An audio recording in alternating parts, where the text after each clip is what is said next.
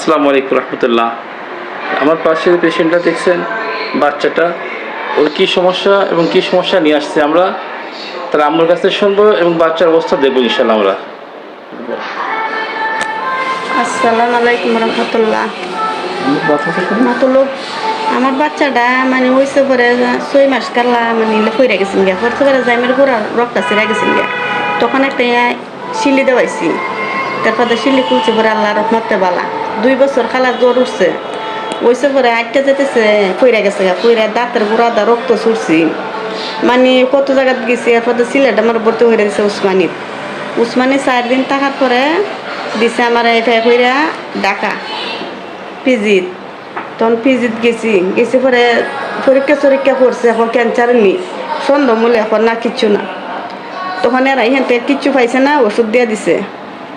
ওষুধ দিছে মানে একটা এগুড়ার গুলি দিছে আর একটা ফেমিসন ইঞ্জেকশন দিছে আর তোলাদা চাপদা ধরে নাই তিতা করি তা আবার ছুটছে তা আর একবার দেখা গেছি আর্মি ক্যান্টনমেন্টে দিছে।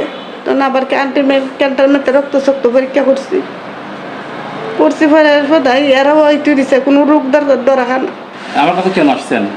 এখন আপনার কাছে আইসি স্যারে আল্লাহর রহমতে আপনারা সবার দোয়াই স্যারের কাছে আইসি আল্লাহ পাহে স্যারের উসিল্লায় বালা করে।